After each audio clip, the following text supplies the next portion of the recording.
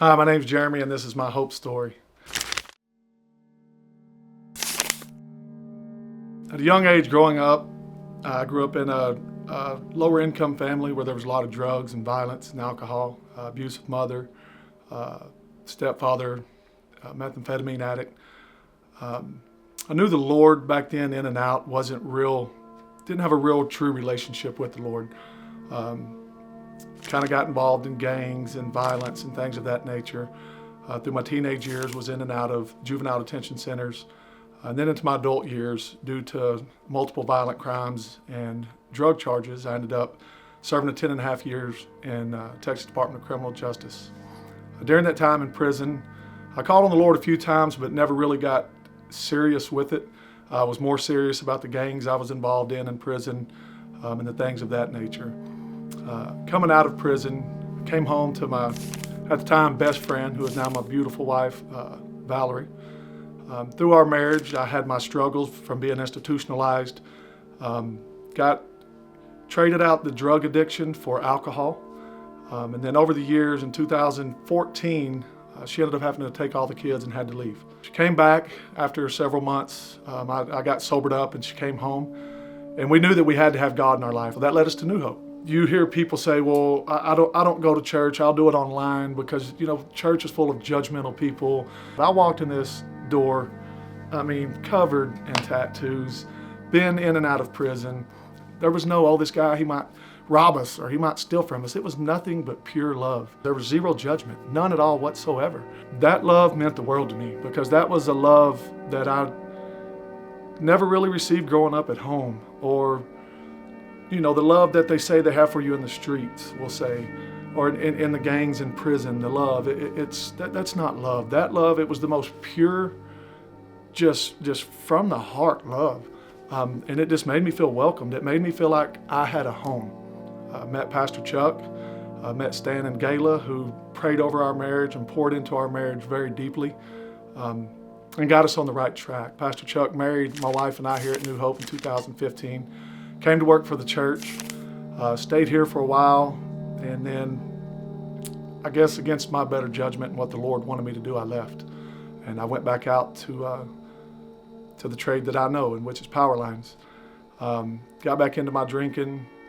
I was still praying, still trying to hold on to the Lord, but yet I was holding on to the alcohol and the way that I wanted to live more. That went on for multiple years. Had several members here from New Hope that I know well. Sean, Kathy, Pastor Rob, Pastor Chuck himself would just pray over me and just call and check on me and just try to get me back on the right direction. And know those people had the most love for me, and I love them people tremendously. The bottle had me stronger. So in and out of the bottle in my relationship, I would go with the Lord. I'd be able to get off the alcohol for a while, and then I would pay attention to my relationship with the Lord, and things would start getting better, and then I would think I had it under control, and then back to the bottle I would go. And then my most recent rock bottom, I started going on really bad benders. It was beyond drinking at that point. It was more anywhere from 7-day to, I think the longest one they said at the time, because these were blackouts for me, was 8 or 9 days. During one of those benders, and I knew things had gotten really bad, and I knew that I needed help. I knew that if I didn't, I would end up harming myself or something.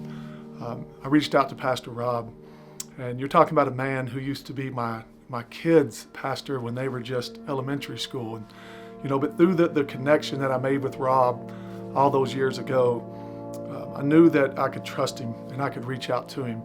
And he came and got me, and he took me to a hospital where I needed to be at the time. And not only did he take me there, he didn't take me and drop me off. He prayed over me. He stayed by my side the entire night at that hospital. I remember waking up at one point in the middle of the night, and I rolled over to look, and I was hooked to IVs and all this stuff going on.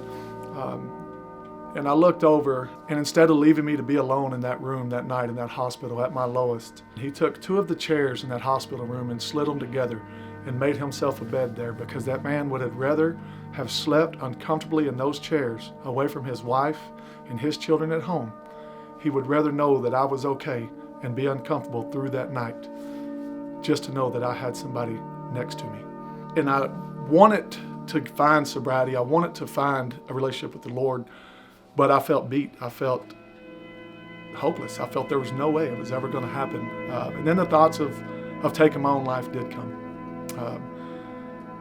And at one point, I had some plans, and by the grace of God, He had different plans.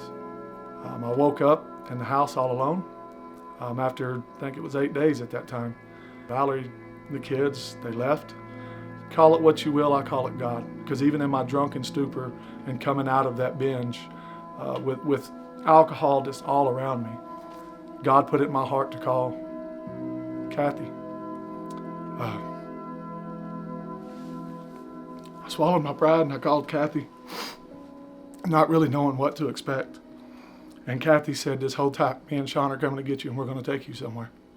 And I said, "Please, I need help."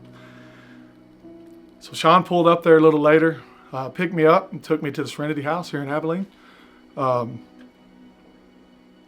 remember some of it, not a lot. I remember wanting Pastor Chuck just to hear his voice. And that rock, I mean, I was down and out. I was at the lowest.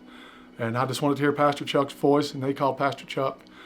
Pastor prayed over me and told me, "Jeremy, I love you and everything's going to be okay."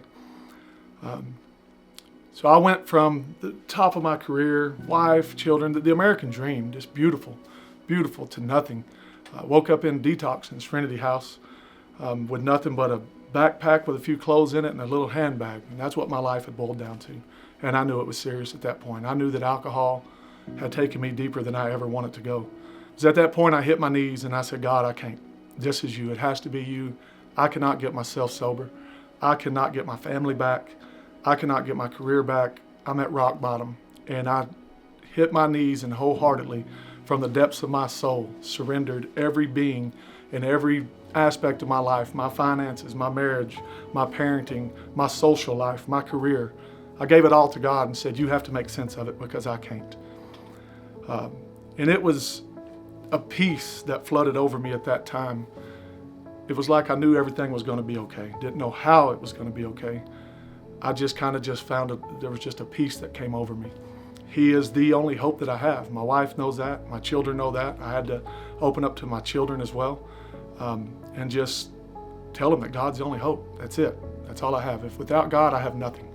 And if I try to do this on my own, I'll end up in a really bad place again. In a very short time, God has restored my marriage. He's restored my career, my children. We have a great and healthy relationship today. I have a great relationship back with my family here at New Hope. And life is good. And I just look more and more forward to the things that God's going to do in my life as I continue just to say, "You know what? Your will, not mine, Lord. Your way, not mine. Your will be done in my life." And I wholeheartedly try to seek Him in any decision that I make, anything that I'm having to face, anything at all. That is the only hope that I have. Without Jesus Christ, my Lord and my Savior, and without being able to go boldly to that throne of grace to receive that mercy and help that I need in my time of need, then there's no hope. There's none at all. I don't have any idea where I would be today if I did not have those connections that I made all those years ago in New Hope. If I didn't have somebody to call when I was at rock bottom and I knew it was all fixing to end. There's no telling where I would be. But I knew that I could make those calls because I had made those connections and I had got to know them people's true heart. And they had shown me the love over the years that I've always wanted to know and always wanted to feel. And it was a genuine love. So I knew I wasn't being judged when I made that call. The night that I had to call Sean and Kathy, the enemy tried to put those thoughts in my head. "Jeremy, it's another bender. It's again, where do you think they're really going to listen to you? They probably think you're crazy by now." But it was totally not that. It was in Kathy's, the sweet voice that Kathy has was just, "Jeremy, Sean and I are coming to get you and we're going to take you somewhere." And it's because of those connections that I'm encouraging you to go make within New Hope, that if you ever find yourself just needing prayer, it don't have to be something as extreme as what I went through. But even if it's just something you're facing a big decision and you need someone that you can trust that will give you true wisdom, you believe, and really mean it from the heart and steer you in the right direction, it's through them connections that are made when you walk through these doors here at New Hope. God changed my life, but it was through the help of New Hope and the connections and the people that I made here. If you're here and you're listening to this and you're just now maybe a young adult or a teenager or older, no matter your age, if you're wanting to think that you can toy with alcohol or drugs even, and think that it's just it's a pastime. Oh, it's just tonight, or it's just this weekend, or I only drink in the evenings. Know that you are playing with hell's fire. You are playing with the devil himself. And that alcohol will want to take you deeper than you could ever imagine. It will grab you when you least expect it, and it will not want to let go. If you find yourself that you're already at that point and you're struggling with it, and you've been hiding it from the family, and you've been hiding it from your friends and your employers and everyone else, and you're feeling hopeless, and you say, there's no way, I'll never get out of this, I'll never be able to set it down. Yes, you can. Your worst day sober, I should say, is 1,000,000 times better than your best day drunk or high. But it all starts with hitting your knees and knowing you are calling on the King of Kings and the Lord of Lords. You are calling on the great I Am, the most mighty. There is nothing that he cannot defeat. And I thought I was done. I thought it was over with. I thought that's it. This is the rest of my life until I kill myself. But if you cry out, I promise you there is freedom and there is hope. Once again, my name is Jeremy, and this is my hope story.